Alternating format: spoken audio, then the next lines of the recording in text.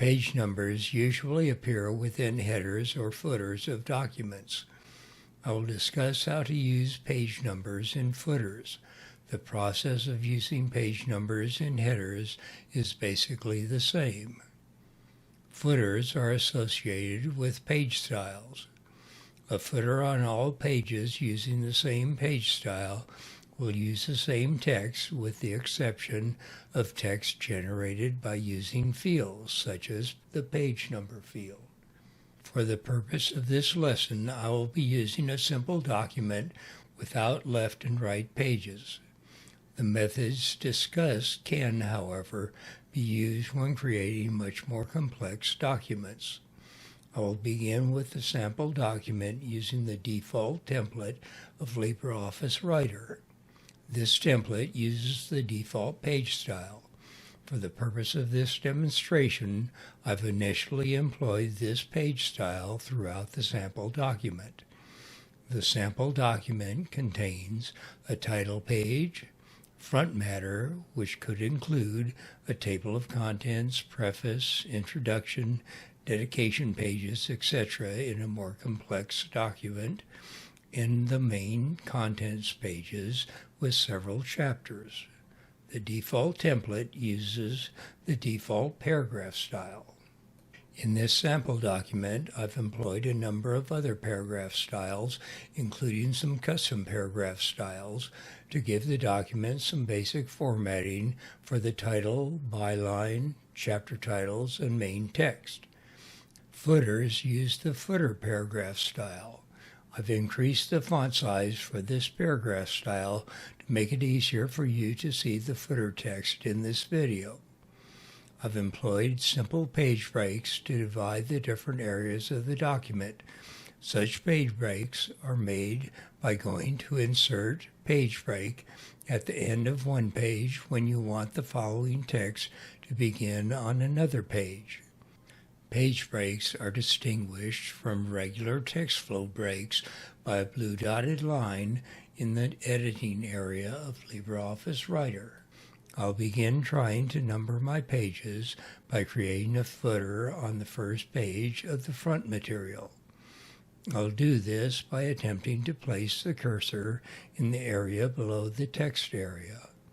Notice the blue message that appears saying Footer Default Page Style followed by a plus sign. This indicates that the default page style currently does not have the footer turned on. I'll go to the page style area of the style stack of the sidebar. I'll right-click on the default page style and select Modify. I'll go to the Footer tab. Notice that Footer On is not checked. Rather than making changes here, I'll simply click Cancel. Back in the document, I'll click on the plus sign. This does the same thing as if I had checked Footer On box in the Footer tab of the default page style. The plus sign becomes a downward pointing arrow, and I can now place the cursor in the footer area. I won't bother doing any formatting. I'll simply type page 1.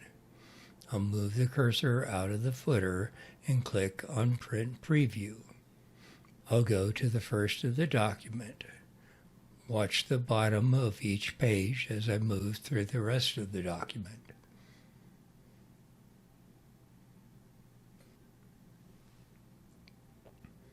Page 1 appears in a footer on every page. That is because every page is currently using the default page style. I'll close Print Preview. I'll go to the first of the document. I'll go to the Page Styles area in the Style stack of the sidebar. Notice that Default Page Style is highlighted.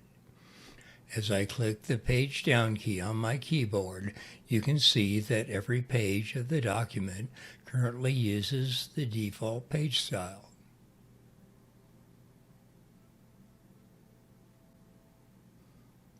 I'll go back to the start of the document.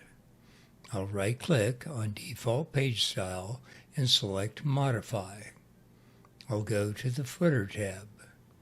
Notice that footer on is checked. This happened when I clicked on the plus sign earlier to activate the footer on the first page of the front material. I'm going to leave this checked.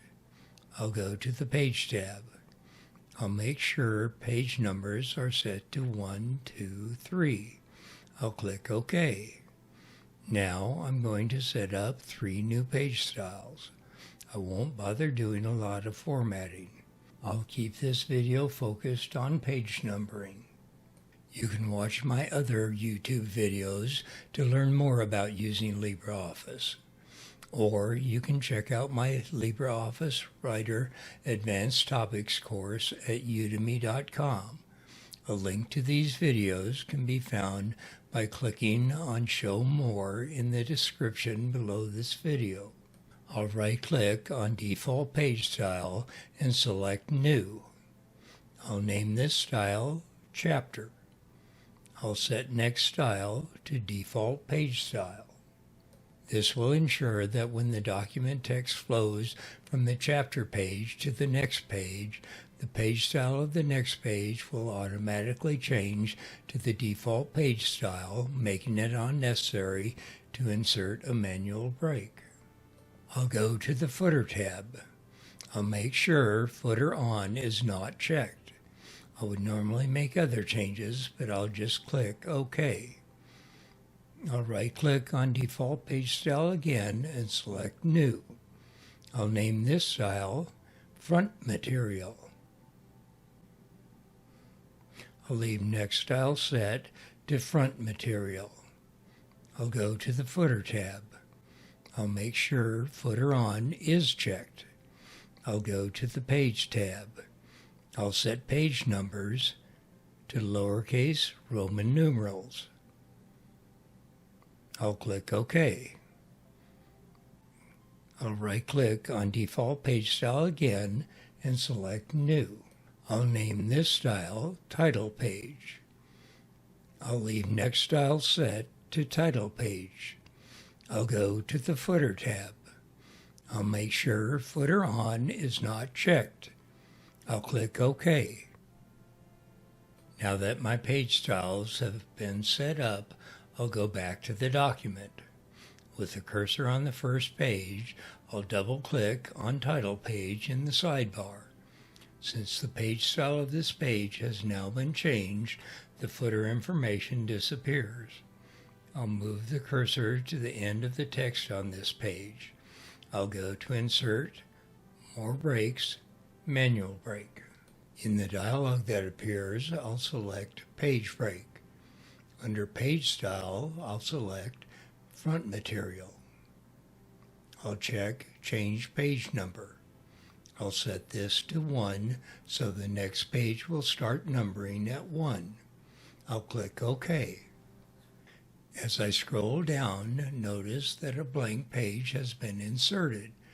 This is because there was already a page break separating the title page from the first page of the front material. I'll place the cursor to the left of the beginning of the text on the first page of the front material. I'll hit backspace on my keyboard. This deletes the original page break. The text is now on the page immediately following the title page, and the page style is front material. Notice that there is no footer and no page number. This is because I have not entered anything into the footer associated with this page style. I'll do that now. I'll place the cursor into the footer area. Since I checked Footer On in the Footer tab when I set up the front material page style, I didn't need to click on any plus sign. In the footer area, I'll type Page and a space. Instead of typing a page number, I'll go to the Insert field icon in the standard toolbar and select Page Number. Notice that the lowercase Roman numeral 1 is inserted. I'll go to the next page. Notice that this page has a footer that reads Page and a lowercase Roman numeral 2. This happened automatically because this page uses the front material page style. I'll right-click on Front Material in the sidebar and select Modify to show you a couple of other settings that made this happen. In the Footer tab, Same Content on First Page is checked. If this was unchecked, I would need to type text in the footer of this page since it would not automatically use the text from the first page using this page style. I will also leave Same Content on left and right pages checked even though I am not using left and right pages. Now I'll go to the Page tab. Here it is important that page layout is set to left and right. If this was set to only right or only left, the page number on this page would read lowercase Roman numeral 3 because the number in the page number field would increase by 2, assuming that a page was using another page style between the two pages of the current page style. I'll click OK and go back to the document. As I scroll through the rest of the front material, each page is numbered sequentially. When I get to the page with the Chapter 1 title on it, you can see that there is a footer that reads Page with a lowercase Roman numeral 5. I'll place the cursor on this page to show you why. Notice that front material is highlighted in the sidebar. The page beginning with Chapter 1 is using this page style because there was only a simple page break between the last page of the front material and this page. I'll solve this by placing the cursor to the left of the first text in this page. I'll hit the backspace key on my keyboard to remove the simple page break. Now I'll go to Insert, More Breaks, Manual Break. In the dialog that appears, I'll select Page Break. For page style, I'll select Chapter. I want the page numbering to begin again at this page, even though I will not display the page number on this page.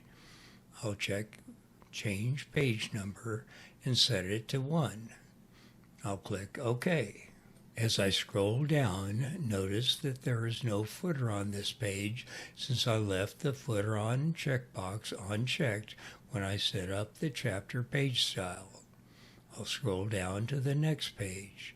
I'll place the cursor on this page. Notice that default page style is highlighted in the sidebar. The page style automatically changed because I set Next Style in the chapter page style to default page style. Notice that there is a footer on this page because Footer On was checked in the Footer tab of the default page style. But notice that the footer reads Page 1. Shouldn't it read Page 2? To show you why this happened, I'll go to View and select Field Shadings. When Field Shadings is enabled, a gray box appears to indicate fields. Notice that there is no gray box behind the number 1 on this page. If you remember, when I first attempted to number the pages, I manually typed Page 1. I'll place the cursor to the right of the number 1 in this footer. I'll hit the backspace key. Now I'll click on the Insert Field icon in the standard toolbar and select Page Number. The number 2 appears with a gray background indicating that this is a field.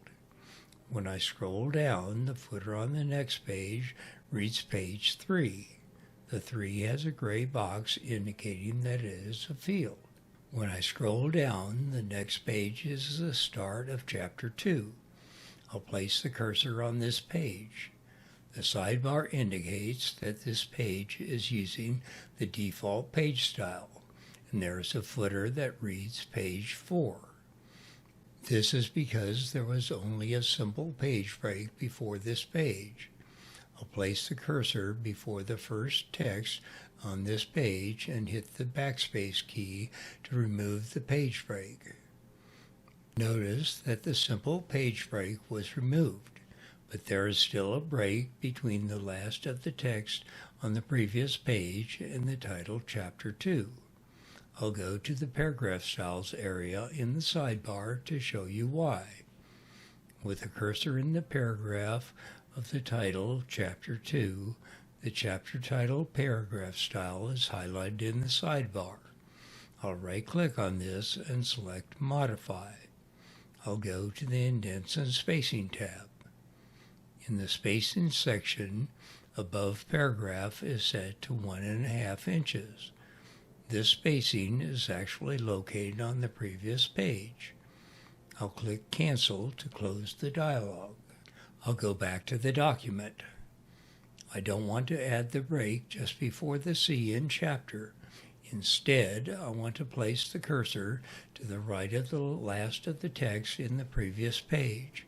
Now I'll go to Insert, More Breaks, Manual Break. I'll select Page Break. For page style, I'll select Chapter.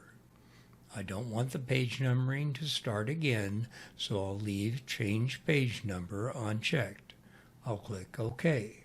I'll go to the Page Style section in the sidebar. The chapter page style is highlighted. No footer is displayed on this page. I'll scroll down and place the cursor on the next page. Default page style is highlighted in the sidebar.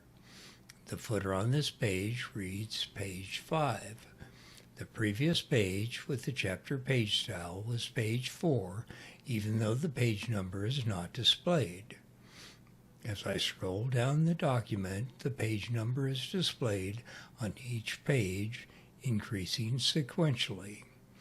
When I get to the page with the Chapter 3 title, I must again change the page style from default page style to chapter page style. In this case, I'll show you a little different way of doing this. I'll place the cursor to the right of the last of the text on the previous page. I'll hit Delete. This removes the simple page break, but it also made the words Chapter 3 part of the last paragraph on the previous page. I'll click the undo icon in the standard toolbar to show you why. I'll go to View, Formatting Marks to display the formatting marks in the document. Notice the paragraph indicator to the right of the last text on the page before Chapter 3. When I place the cursor to the right of this last paragraph and hit Delete, I deleted the paragraph indicator as well as the simple page break. There are a couple of ways to handle this situation. Perhaps the simplest is to insert the manual page break first. With the cursor at the end of the text on the page, I'll go to Insert, More Breaks, Manual Break. I'll select Page Break. For page style, I'll select Chapter. I'll leave Change Page Number unchecked. I'll click OK. Now I have a manual break and a blank page and a simple page break. I'll place the cursor on the blank page. The sidebar indicates that this page uses the chapter page style. I'll click Delete. This removes the simple page break and draws the beginning text of Chapter 3 onto this page. This page does not display a footer. The next page automatically switches to the default page style and displays a footer reading page 10. The next page is the last page of the document. It uses the default page style and displays a footer reading page 11. I'll go to Page Preview. I'll start at the first of the document and move through it, showing how each page deals with footers and page numbers. The title page has no footer. The next page starts the front material. The pages of the front material use footers with lowercase Roman numerals going sequentially from page 1 through page 4. Chapter 1 does not show a footer or a page number. The next page displays a footer reading page 2 with an Arabic number. The numbering sequence continues throughout the rest of the document, although the numbers are not displayed on the first page of the chapters. I could have done this all a little more quickly and easily, but I wanted you to see how to deal with some of the issues you might run across when you are dealing with footers and page numbering. I hope you've learned enough to start using these techniques on your own. Remember to check out my other YouTube videos. You can also preview my full course, LibreOffice Writer Advanced Concepts, on Udemy. You can find links to these by clicking on Show More in the area beneath this video.